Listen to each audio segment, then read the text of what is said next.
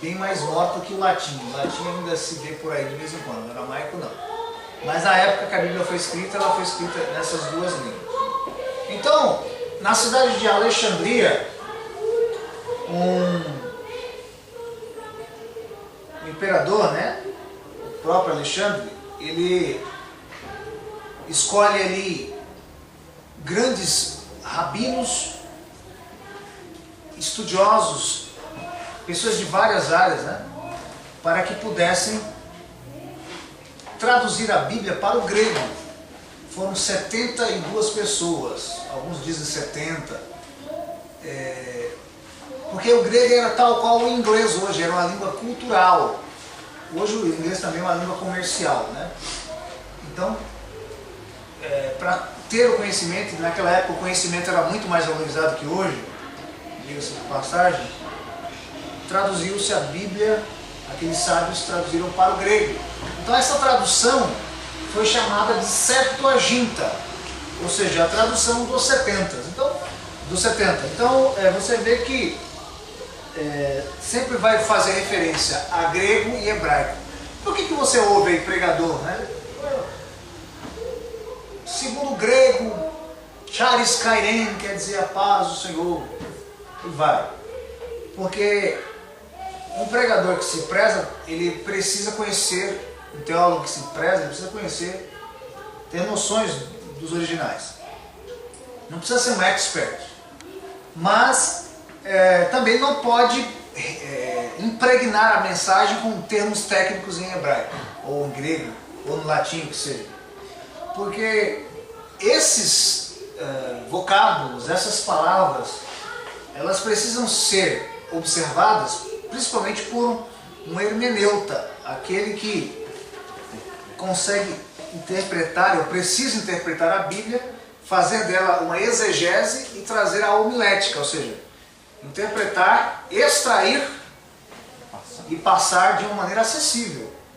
Às vezes uma pessoa não entende Deus, mas ela entende Deuso, depende do ambiente. Mas assim, é necessário conhecer os originais. Nem que seja uns termos técnicos aqui ali determinantes. Então por isso que nós falamos, ó, no grego, no hebraico, então é importante. Sabe por quê, gente? Porque quando há uma versão ou uma tradução, porque existe diferença, o significado pode se perder com o tempo. Você encontra palavras que você não encontra, por exemplo, você encontra a palavra na língua portuguesa chamada saudade, que é uma palavra de origem tupi, que não existe em nenhuma outra língua no mundo. Então você tem que usar, por exemplo, em inglês você usa "eu sinto a falta de", para poder traduzir saudade. Então quando você está com uma cópia, que é a língua portuguesa, a língua inglesa, a alemã, dos originais, que são grego, hebraico e aramaico, que é uma língua morta, você precisa consultar a fonte para que você possa até mesmo fazer uma análise crítica e textual ao tradutor da Bíblia. E hoje nós temos várias versões, né? Então por isso que, falando dos anjos aqui, a gente tem que também fazermos menção dos originais. Porque tem gente que fala, eu vou para a aula de teologia, eu vou para a igreja, e o pastor lá, o pregador, faz menção do original dele, eu sei lá, eu sei nem falar português, né? Tem muita gente que fala assim. Mas quando você está na teologia, a gente precisa rever essas coisas. Eu mesmo tive aula de grego com o Alain Brizotti, que é um grande ensinador da palavra de Deus, inclusive ele dá muitas palestras por aí. É um amigão meu, está lá em Goiânia. E era chata a aula. Tinha que fazer declinação, fazer flexão verbal, conhecer as letras, identificar a palavra. Mas o legal, quando nós começávamos a identificar as palavras no original, é muito interessante. Então isso é muito importante. Então, gente, tanto no grego quanto no hebraico, essa palavra significa mensageiro. Malak ou angelos, quer dizer mensageiro. Lembra que eu disse no Antigo Testamento que o anjo trazia a mensagem. Qual a melhor versão? A melhor versão, A mais aproximada do... olha, o João Ferreira de Almeida, ele se aproximou mais, mas ele foi muito, como que eu posso dizer? Ele foi muito rebuscado em certas coisas. Por exemplo, ao invés de ele dizer assim, os prazeres da carne, ele dizia concupiscência, né? Que tem gente que lê a Bíblia e fala, o que é isso? Tem pessoas que até erram, que falam concupiscência, que não é concupiscência, é concupiscência. Quer dizer, aí vem a versão NVI, coloca lá os prazeres da carne, etc. Tem a Bíblia Dake também, que está sendo muito veiculada. Mas eu diria que a melhor versão é aquela com que aquele grupo se identifica. Exatamente, Cláudio. O teen, que seriam os adolescentes, não vai entender a versão Ferreira de Almeida. Atualizada. E tem até a Bíblia Teen também, que é mais descolada. Mas desde que isso não venha ferir o sentido da mensagem, que alguns, inclusive teólogos, alguns pastores discordam. No meio pentecostal, por exemplo, tem várias versões. Então o pregador está lendo uma coisa, mas aí o outro já está no outro versículo, porque às vezes se confunde, etc. E tal, por causa dessas versões. Tudo bem? Claro. Então, nós vamos ver no capítulo 2, aqui, no tópico 2,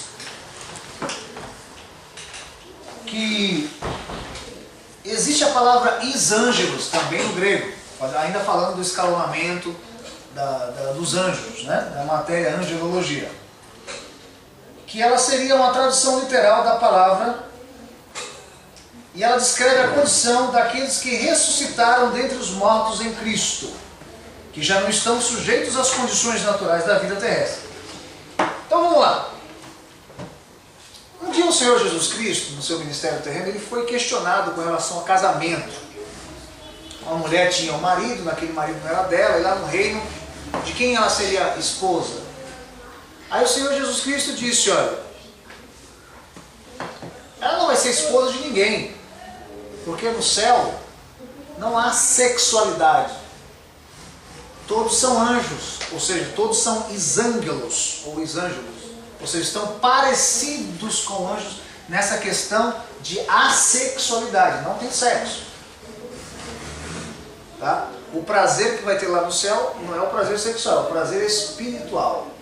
Aliás, diga-se de passagem, Deus permite com que o ser humano, né, para os devidamente casados, etc., tenha o prazer sexual, que é justamente um reflexo do prazer espiritual que teremos na eternidade e que já temos em Cristo Jesus.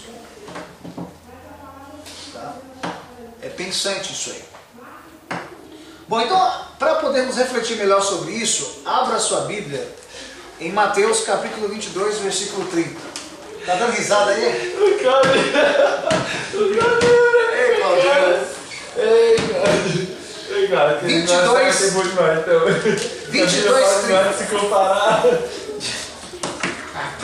30 de Mateus. Porque na ressurreição não casam, nem são dados em casamento, mas serão como anjos no céu. Ó, serão como anjos, não está dizendo que serão anjos. Serão isângelos, ou seja, como anjos. Né? Isso aí é a título comparativo. Mas falando sobre essa questão, Cláudio, eu lembro quando eu era moleque, assim, acho que eu estava fazendo teologia, não lembro. Eu passei numa banca e eu vi uma revista, parece que é a revista Veja, em que o bispo de Macedo havia dado uma entrevista dizendo que o prazer espiritual é tão grande, a comunhão com Deus era tão intensa, que vale muito mais do que uma noite dormida com alguém do sexo oposto. Mas isso deu uma repercussão na mídia, o que falaram dele. Mas na verdade, quem é cristão entende o que ele diz. Quem tem a mente de Cristo consegue. Cristão e casado, né? Cristão e casado. Legal, vamos lá. Vamos ver mais uma referência desse texto em 12:25 de Marcos. Vamos lá.